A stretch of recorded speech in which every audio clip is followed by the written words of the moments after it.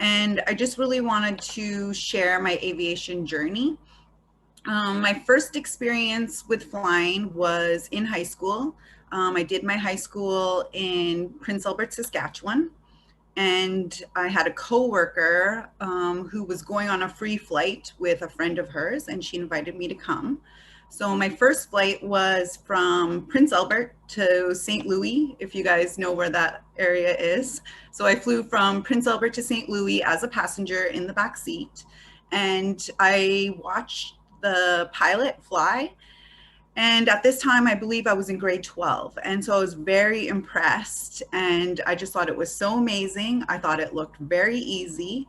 To me, as like somebody just watching, I thought it would look like it would be so easy to do. And when I graduated, I thought about it a little, but I wasn't the best student in high school.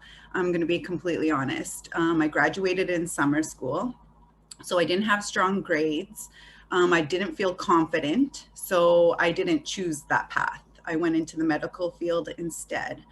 And then fast forward 10 years, and I'm working for Calgary Lab Services. And every day I would go into work and I would run into pilots. And so this just kept happening for months on end. And so I thought of that as a sign. I thought, oh, wow, I keep running into these pilots. Maybe I should go for it. By then, my self-confidence has went up, and I thought it was a possibility now.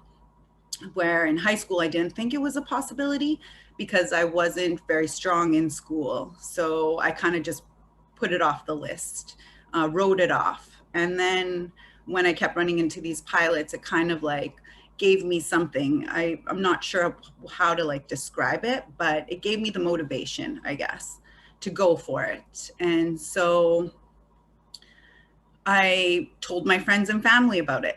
So by then, 10 years fast forward, I'm closer to 30. And, you know, people don't usually go back to school very often in their 30s. So my friends and family were kind of thought it was a goal that was unattainable at my age. But I did still have some supports.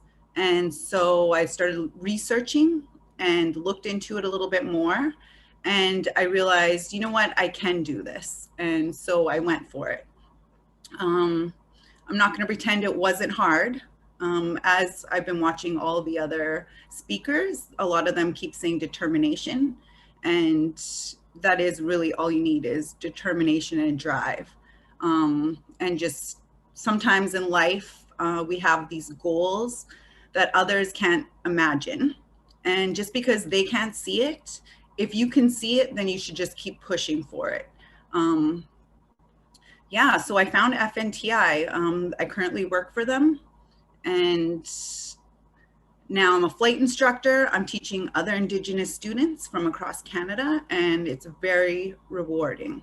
So I do want to tell you a little bit about FNTI, but I also want to let you know that once you go on your first solo flight, there's no turning back. It's just so amazing. So I do want to talk to you about FNTI. FNTI realized that there was a lack of Indigenous pilots, as Tracy mentioned. They only have one at their company. And so we really just need to start going to school for aviation. If you're interested at all, go on that one flight, be inspired, and keep pushing forward to try to achieve that. FNTI in the 90s realized that there weren't very many Indigenous students or Indigenous in aviation, and so they opened their program, and they've been doing it since the 90s and pushing out so many pilots. It's awesome, and I'm just so proud of the company.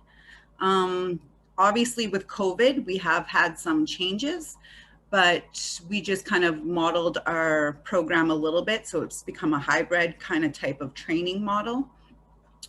And we have phased in approach to in-person flight training still. We have safety protocols, temperature checks daily, weekly testing. So we're just keeping an eye on everybody as we're training. But I do want to tell you a little bit about the information. I don't want to go too long because I'm going to hand it over to my coworker here. But in your first year, you complete your private pilot license, you do your first solo, and that's when they hook you on that first solo flight. And then on your second year, you complete your commercial license, and now you're certified to fly for a company and earn money, but you're not done school yet. So you do your third year. You get a choice of 3 options. You can choose to do your multi IFR, and that's for if you're going to go to airlines or if you want to be able to fly in weather that's not the greatest. My coworker did that. He'll talk after me and he'll tell you a little bit about it. And then you can also choose the instructor rating. And you can also, your third option is 50 hours on floats. So you do your float rating. That's the one I chose because I do want to end up in the north, and maybe I'll end up with this company. You never know, I might apply. And then, yeah, it's just really awesome. I'll let Brendan tell his story and his journey, but in any case, it's just an amazing opportunity to travel the world. So it's something to really look into, think about, and if you have determination and drive, you can definitely do it. There's a question here. Did your band fund your education? No, my band didn't fund my education.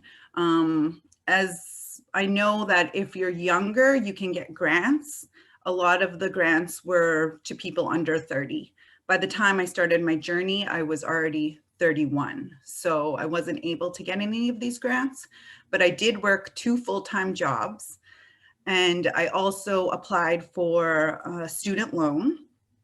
And that's how I paid my way through school, was working. And that's why I'm not going to pretend it isn't tough. It is tough. But anyone can do it. You know, like I said, I wasn't the strongest student. I graduated in summer school, so it's possible.